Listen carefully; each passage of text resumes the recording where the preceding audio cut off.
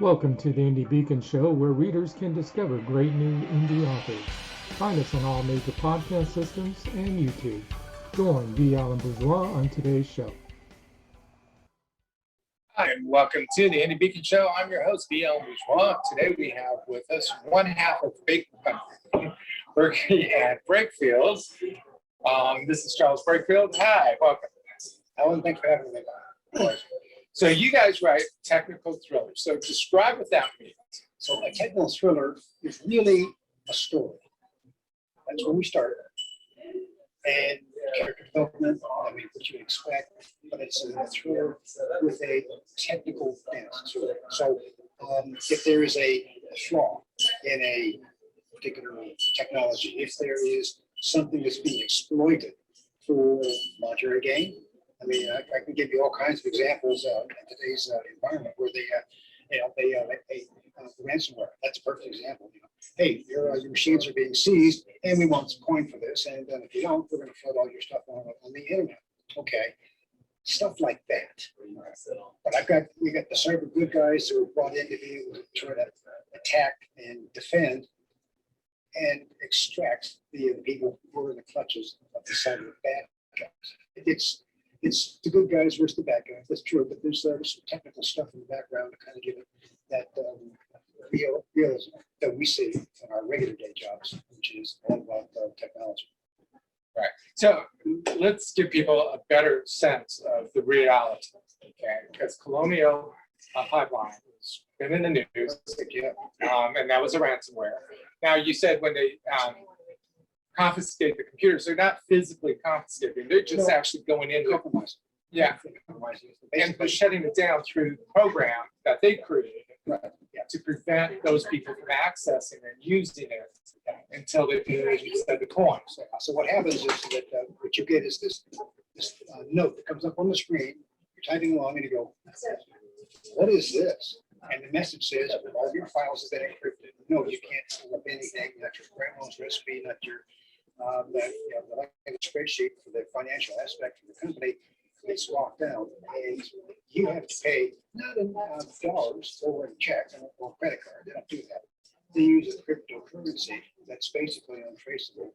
Not true, but I'll leave it. That'll be for one of the books that you write. Yeah, it's there's some hand sleight of hand that goes along with something like that. But they pay the ransom, and they give you the electronic key, and you type it in, and it decrypts the files. The problem is that they've already got your systems infested, and the FBI says, don't do it, because they're going to come back. Right, which is a perfect example of Colonial, because they did pay, and now they can be held to ransom again, and we saw what happened with the gas prices and issues. We call it corporate ATMs. You go in there, but I need to buy something new, quick, I'll launch that back door I left at your system that you never found. It's where the bad guys have you, and the good guys are doing forensics, digital forensics, what it's called. They look for and then get the information to be able to look backwards to destroy the evil guys. So, it's very much real time. It's what's going on today.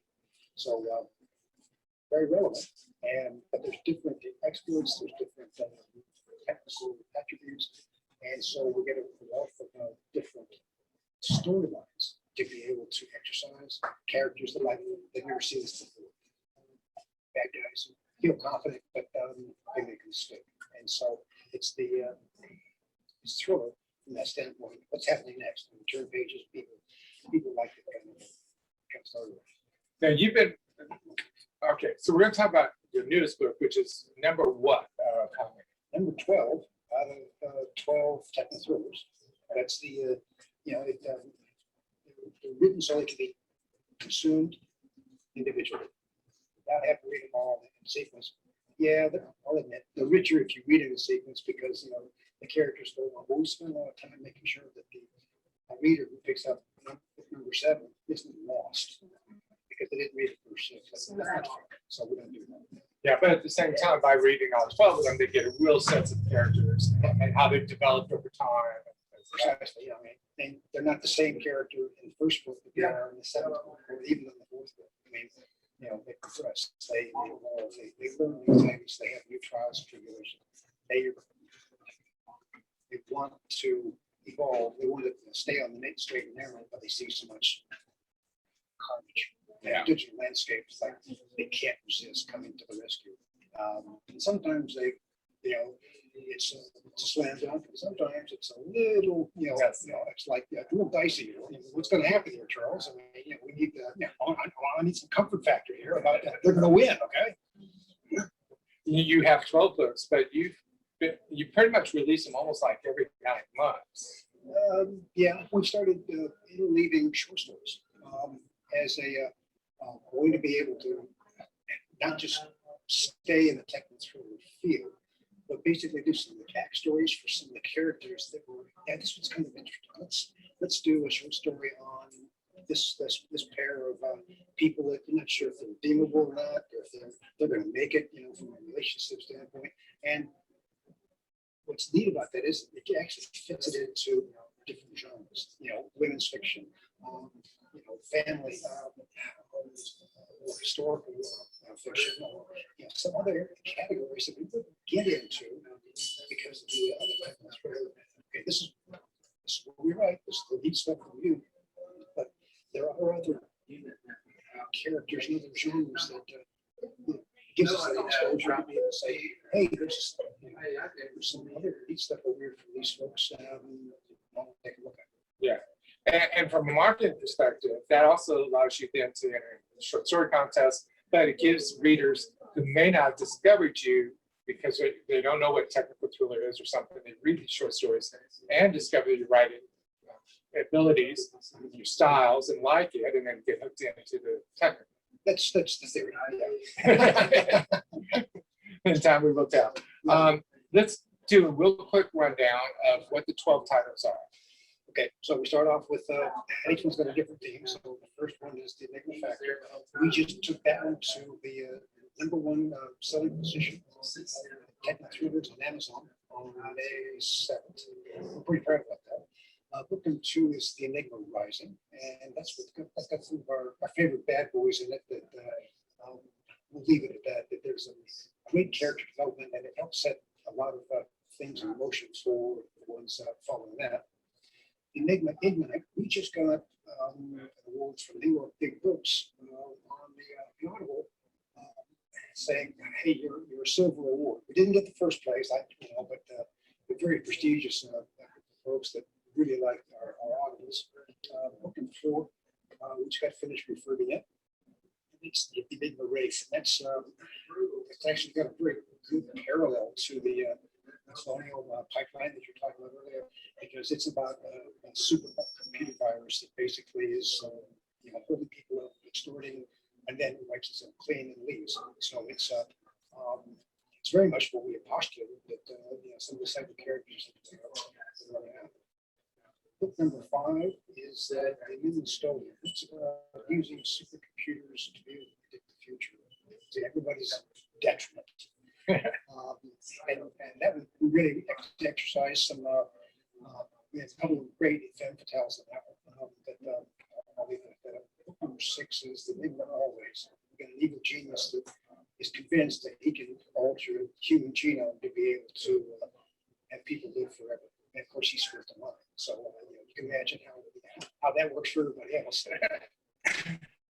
Book number 7 is the Enigma Gamers, and that's really about a couple of really evil characters that turn cyber extortion into a game, and they basically extort cities, municipalities.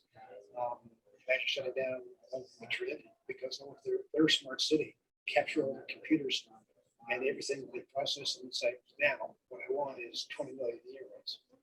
So we get into the Enigma Broker, and that's about distorting information to be able to manipulate the stock commodity markets, like oil, that kind of thing. Book number 9, that's the Enigma Dragon, and that's where we explore how to be able to run a bad guy business, not on the internet, not digitally. How do you do that? if everybody's watching everything you do, everything, all your transactions, all that can be, filtered in, grabbed. The FBI is doing it. They're sanitizing this. They're doing that. The bad guys look at all your stuff. So, but if they're being viewed too hard in the digital extortion business, without being caught, and we actually postulate that one. And it's we got some bad guys in there too that they're a lot of fun. Yes, they get some justice awards. Book 10, we got into handling cryptocurrency. That's the source. That's what we are with a couple of freebooters that are they built this cryptocurrency and they're trying to market it. And actually go to Venezuela to be able to sell it for them. And we were drafting up this book. Venezuela actually launched their own digital currency. And so we felt vindicated about thinking about how it's going to work. Book number 11, we get into the AI wars, artificial intelligence. And that's the enigma beyond. That's when we just got a very nice award from your organization for Techno Thrillers.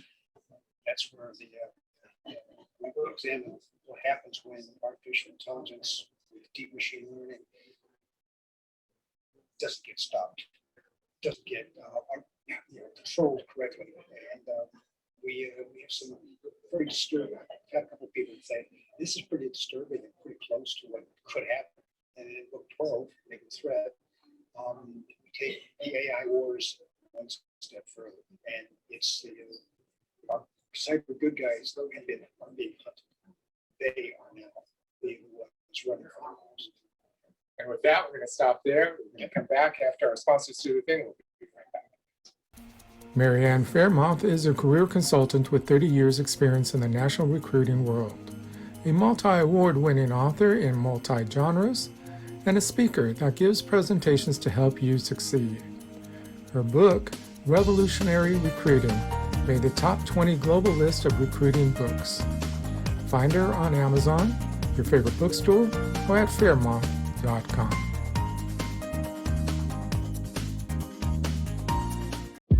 Factor 7, the newest thriller by author J.D. May, will keep you turning the pages with mystery, betrayal, lies, and infidelity. Ripped from the headlines, Factor 7 follows two prominent doctors who uncover a clandestine plot to spread a bioweapon with a 98% mortality rate. Journey with them as they experience a world of murder, power, intrigue, and corruption, where it becomes deadly clear that exposing the truth is just as dangerous as the weapon they seek to expose. Hello, I am the author Denise Bryson. My first book is The Things That Cross My Mind, Inspirational Poetry with Life Lessons. And then my audio book is Love's Reality. And it is also inspirational poetry with a jazzy flair. And then my new book is The Sex, the Lies, and the Soul Ties. They're really short stories written from a poetic expression. And then I have my first children's book series, the Blinky series, which the first book is called Meet the Coins, and it is both in English and Spanish. And then the new book, From Coins to Bills. I am the author, Denise Bryson. To embrace your children's imagination, check out Diane Floyd Bame's books for kids. There's The Moonling Adventures, all about the animals in the Serengeti. And then there's Harry the Camel, learning to love yourself just the way you are. Then The Little Girl in the Moon. There's one about friendship, another one about the big ideas, which is an inspirational story, and then Tour Tycho Town, right there in Tycho Crater on the moon. All of Diane Floyd Bame's books are available at B4R Store. Welcome to the Indie Beacon Show, where readers can discover great new indie authors. Find us on all major podcast systems and YouTube. Join B Alan Bourgeois on today's show.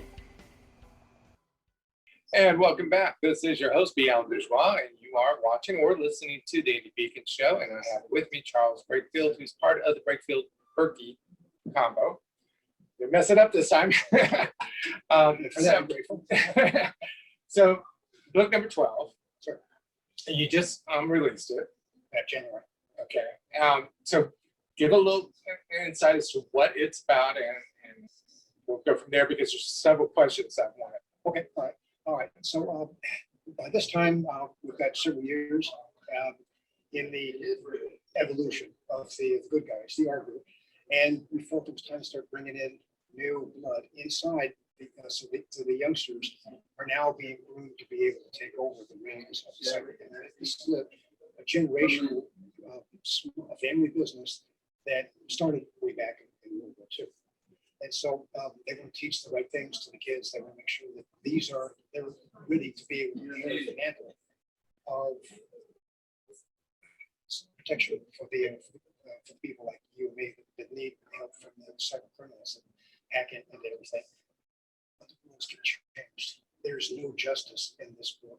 What's happened is that our group is being hunted by the cyber police that are set up to be able to whack anybody with an unsanctioned supercomputer. And so they are now hunted. They are now on the run. They've got to be able to get away from the people that are coming in and destroy their data center. And so it's about that strain, that the personal development and the I'm almost out of patience and my ability to be able to deal with being trapped and on the run.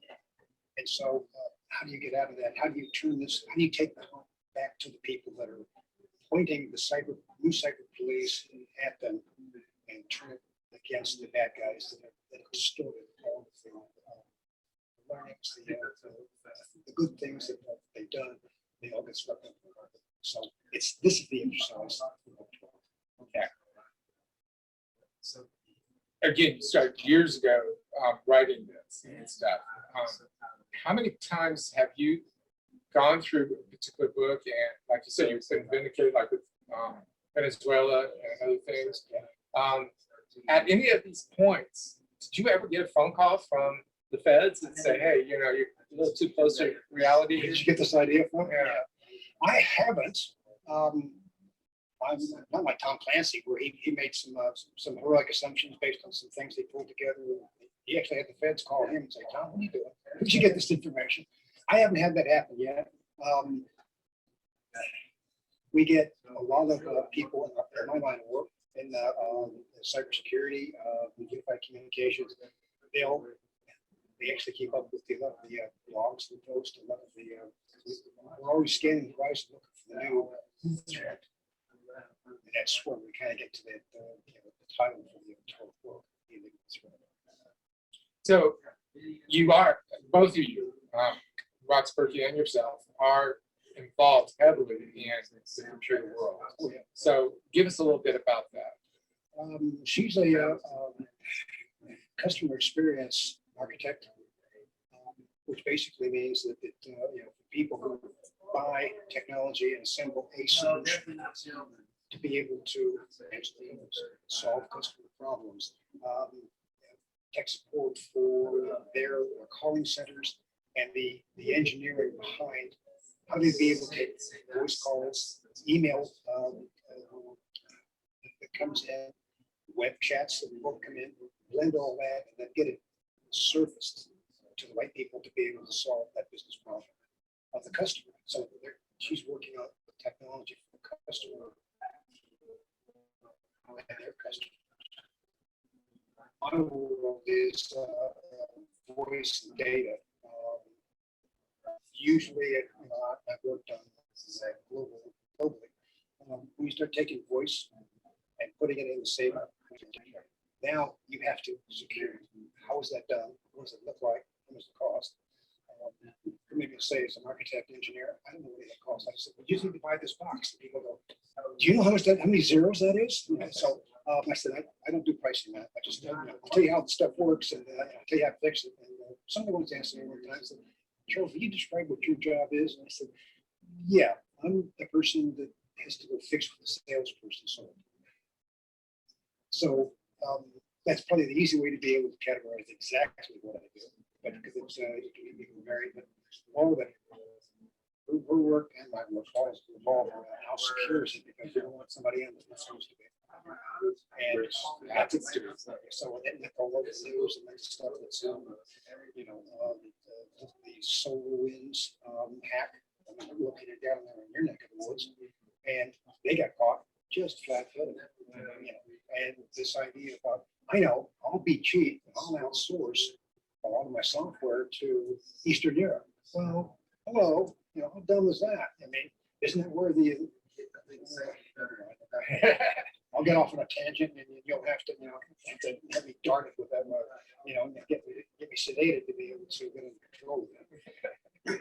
So with the threat being published now, what's the next one you're working on? We're working on an interesting combination of novellas. It'll be a 13, 14, and 15. It'll be smaller, but it's a string that starts with the Enigma Tracer. And it's kind of picks up where threat leaves off. We always leave a little bit of stuff. Well, not a cliffhanger, but there's a new problem. It's like, what is this? And they're like, well, we need to go take a look at that. And okay, this problem, that storyline has been, boxed up, got a bow on it, everything's wonderful. And it's like, look, there's always something else. You have to understand in the technology world, in the cyber threat world, the bad guys are always ahead of the good guys. It's an amazing scenario. You only have to make one mistake, and then to be able to explore everything. So, and technology is always evolving to the edge of the bad guys. They got nothing else to do, darn it, except let's try this. Shoot, that didn't work. All right, change the code, hammer it this way. Okay, that worked. Oh, and this one worked. And let's set up a whole bunch of trapdoors, and we'll just go in and graze on the solar winds. They actually had this code that was developed by the people that should have been doing the code, because it was checked by the people that they gave it to, and then they pushed it out to 18,000 corporations and government entities, including DoD, the Department of the Treasury. All right, is anybody else alarmed by this? This is horrific, and it just, they had somebody actually catch it. They missed it completely. That's how vicious this stuff can be. And with that, we're going to take a break and let our sponsors do their thing. We'll be right back. Publishing marketing package for authors. $1,500 value, save 40% now. Includes a 6-piece marketing kit of 250 bookmarks, 250 business cards, 250 postcards, 1 table banner, 1 table runner, and 50 download cards, plus book cover design, ebook creation, PDF setups, upload to Ingram Spark, scroll placement, video commercial, and interview on IBS. Plus much more. Email bourgeoismedia@look.com for details or bourgeoismedia.com. Hi, I'm Mel Greenberg, author of Running with Our Eyes Closed, book 1 in the Empty Nested series. To the world, Samantha has the perfect life. 3 wonderful children, a loving husband, so she thought, and a life split between Dallas and Italy. When her youngest leaves for college, it all comes crashing down, forcing Samantha to re-examine everything. Over 7 days in one of the most romantic countries in the world, Samantha faces the past she thought she'd overcome and begins to redefine her role as a woman, a wife, and a mother. What would you do if you had to put your life on hold to care for a loved one? Well, during COVID, almost all of us have been doing just that. I'm Charlotte Canyon, award-winning author, actress, and speaker. And my book, You Have to Laugh to Keep from Crying, shows you how you can revive, thrive, and survive with 4 golden rules. You have to love one another. You have to respect one another. You have to have patience with one another. And most of all, you've got to forgive one another. I'm Charlotte Canyon, and I approve this message. Welcome to the Indie Beacon Show, where readers can discover great new indie authors. Find us on all major podcast systems and YouTube. Join B Alan Bourgeois on today's show. And welcome back. This is your host, B Alan Bourgeois, and you are watching or listening to the Indie Beacon Show. And I have Charles Breakfield here with me. We've been talking about all 12 of your books, the thrillers and stuff. Real quickly, why did you guys change from a full book to novellas for 13, 14, 15? Well, basically, we got teamed up with another author. It's like I was classified as a collision story of stories. They bring their storyline, their champions, to bear on a story thread that we agreed upon, and we come in from a different vector, and we're hitting the same problem, using the same characters. All right, this is the way that this character talks. This is the way our character talks, and the story sloshes back and forth to be able to get to the point where we're hunting for an ecological pirate, basically somebody that's looking to be able to play by the rules that were established and dump plastics into wherever they can find a place to be able to. Okay. So, and there's a couple of other things that story trips on another story that cascades to another story. And so we mapped it all out, but this looks tasty. All right. For people who are interested in their books, of course, you can look for The Enigma as a search, and most all of them will pop up. But you have a website. We do. No, it's enigmaseries.com. And that'll get you to our website. And send you to areas where we have free downloads. We've got sample chapters. We've got sample audio snippets that you can take a look at and take a listen to. And we've got I did different things to be able to here's how to be able to project your message. Here's some advice of rudimentary stuff, but gosh, it's always the easy stuff that people Now that we're past COVID to an extent, I assume on your website is the calendar of where you guys are going to be with signings as a manager. Yeah, we're going to start again, the wheels came off of everything last year, so we're doing everything virtually. And, not very satisfying because you like being talking to people. I know you do. Yeah. So hopefully we'll be able to start cranking it back up, and as the economy gets to the point where I can travel again. We're not wrap up the cellophane before we get shipped off of an aircraft. So yeah, we'll have all of our target destinations, and happy to be able to talk. Okay. And on social media, how can we follow you? We're on Facebook, we're on Twitter, Instagram. and I believe we have Pinterest up in some modest degree, but all of them, because they all have different characteristics, different avenues for different marketing techniques. Cool. Well, I want to thank you for being with us. I wish you and Rox much success with them. I'm sure you're going to have another one out soon enough. All 13, 14, 15 as the novellas will come out real quick, I'm sure. Yes, that's the ambition. But, stay tuned for those, and hopefully you'll give us a chance to be able to compete in your arena and best writer win. There you go. Well, thank you very much. And this has been the Indie Beacon Show. Y'all have a good day. Thank you for watching or listening to the Indie Beacon Show, produced by B Alan Bourgeois for the Authors Marketing International LLC. Copyright 2021. Voiceover by B Alan Bourgeois. If you would like to be a sponsor of the show, please email us at authorsmarketing@outlook.com. If you would like to be on the show, please complete the form found on our website at indiebeacon.com. You may also watch previous year's shows on the website. Music is Frolic of Words, created for Indie Beacon